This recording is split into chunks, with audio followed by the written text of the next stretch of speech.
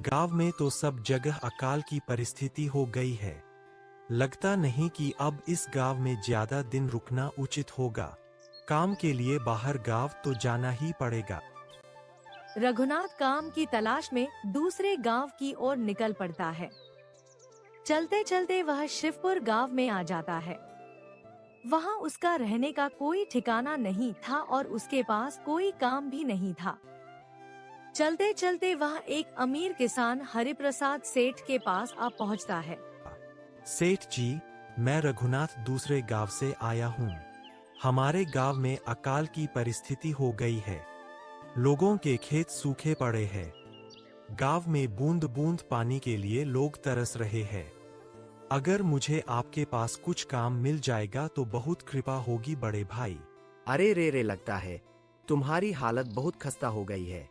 ठीक है, वैसे मेरे पास एक काम तो है, पर लगता नहीं कि तुम वो कर पाओगे। सेठ जी, आप चिंता ना करें। मुझे आप कोई भी काम दे सकते हैं। मैं वह काम पूरी मेहनत और ईमानदारी से करूंगा। अच्छा ठीक है रघुनाथ, तो कान खोलकर सुन लो। मेरे पास 50 गाय और 50 भैंस है। तुम्हें हर रोज उन जानवरों का गोबर निकालना होगा और रोज सुबह शाम उन्हें चारा पानी देना होगा। महीने के आखिर में तुम्हें इस काम के लिए 200 रुपए मिलेंगे। और हाँ, 2 वक्त का खाना भी हमारी तरफ से मुफ्त दिया जाएगा। बोलो, क्या तुम यह काम कर पाओगे? अरे बाप रे, 50 गाय और भैंसों को संभालना आसान काम नहीं है। पर अब मैं कुछ कर भी तो नहीं सकता, और ऊपर से सेठ जी 2 वक्त का खाना भी दे रहे हैं। ठीक है सेठ जी, मैं यह काम कर लूंगा, पर एक विनती है। अगर आपको समस्या ना हो तो क्या मैं आपके गायों के साथ गौशाला में रह सकता हूँ? सेठ जी, मैं इस गांव में नया हूँ। मेरा रहने का कोई ठिकाना नहीं है। तुम गौशाला में रह सकते हो। इसके बाद रघुनाथ पूरी ईमानदारी और मेहनत से काम करता है। हरिप्रसाद सेठ उससे खुश होकर उसकी तनख्वाह 400 रुपए कर देते हैं। रघुनाथ अपने लिए एक छोटी सी झोपड़ी बनवा लेता है और अब काम के बाद वहीं सोने जाता है। जी, आजकल गांव में चोरी की समस्या बहुत बढ़ गई है और मेरे पास और सिर्फ रात में ही घर सोने जाता हूँ। इसलिए मुझे रोज उन पैसों की चोरी की चिंता सताती है। हाँ रघुनाथ, तुम बात तो बिल्कुल सही कह रहे हो। आए दिन गांव में नए नए चोरी के किस्से सामने आ रहे हैं और दिन भर तो तुम्हारा घर खाली ही रहता है, तो चोरी होने की संभावना तो जरूर है।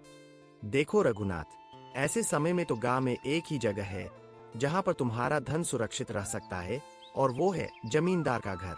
हाँ रघुनाथ, इस गांव के जमींदार बहुत ईमानदार और दयालु है। ऐसा मैंने कुछ लोगों से सुना है, और उनके घर पर बहुत सारे पहरेदार भी है, तो चोरी होने की संभावना बहुत कम है। तुम अपने पैसे उनके पास रख सकते हो। क्या जमींदार का घर? अच्छा ऐसा है क्या सेठ जी? ठीक है, फिर आज ही मैं जमींदार जी से मिलकर बात करता हूँ और उन्हें अपनी समस्या बताता हूँ।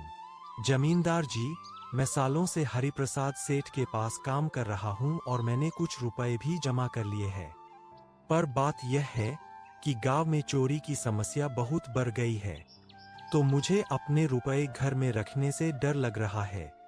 जमींदार जी, यही कोई 5000 रुपए होंगे मेरे पास।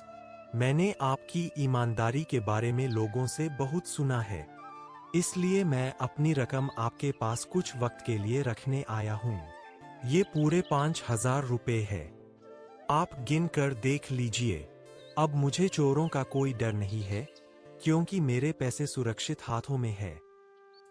2 साल बाद। अरे जमींदार जी, मैं रघुनाथ हूँ।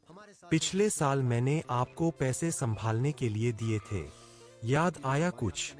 जमींदार अपने आदमियों से रघुनाथ की पिटाई करवा देता है। रघुनाथ खून से लथपथ अपने घर जाता है। अरे सेठ जी, आप खुद यहाँ आए हो। आप खबर भिजवाते तो मैं खुद चला आता।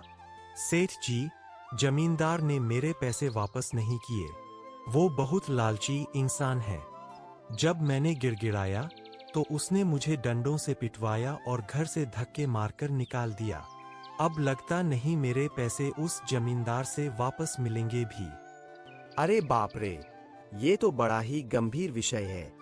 मैंने तो जमींदार के बारे में अच्छा ही सुना था, पर मुझे भी नहीं पता था कि वो इंसान इतना गिरा हुआ है।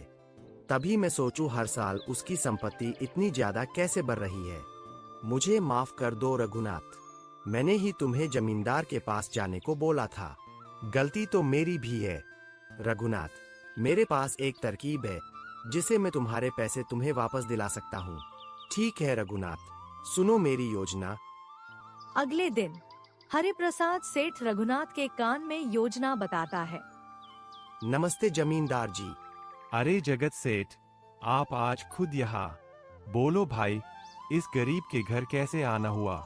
अरे जमींदार जी, आप तो मुझे अब लज्जित कर रहे हैं। वैसे मैं कुछ महीनों के लिए दूसरे राज्य में व्यापार करने जा रहा हूँ। मैं यह लगभग 50,000 रुपए लाया हूँ। मुझे डर है कि कहीं यह चोरी ना हो जाए। क्या आप मेरे सारे पैसे अपने पास संभाल कर रख सकते हैं? आपके सिवाय इस गांव में और किसी पर भरोसा नहीं कर सकता। हमारा तो यह सौभाग्य है कि आप जैसे धनी आदमी के चरण हमारे घर में लगे हैं। अरे जगत सेठ, यह भी कोई पूछने की बात है? मेरे पास आपके पैसे बिल्कुल सुरक्षित रहेंगे। आप निश्चित होकर व्यापार करने जा सकते हैं। मन में सोचते हुए, इस बार तो बड़ी मछली हाथ लगी है। बार बार ऐसा मौका नहीं मिलता। भारी माल हाथ में लगने वाला है। तभी वहाँ रघुनाथ आता है। अरे रघुनाथ, तुम अच्छा हुआ तुम आ गए। मैं तुम्हारे पास ही आने वाला था। मुझे माफ करना, उस दिन तुम्हें पहचान नहीं पाया।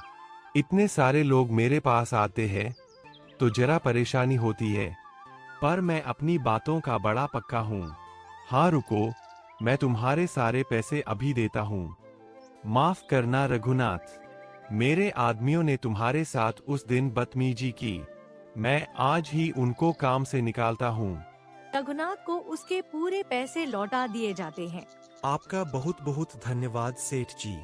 अगर आज आप न होते तो मेरी सारी जमा पूंजी वो जमींदार हड़प लेता। कोई बात नहीं, जो व्यक्ति मेहनत और ईमानदारी से कमाता है, ऊपर वाला उसका कभी बुरा नहीं होने देता, और जो हराम की कमाई का खाता है, उसका कभी अच्छा नहीं होने देता।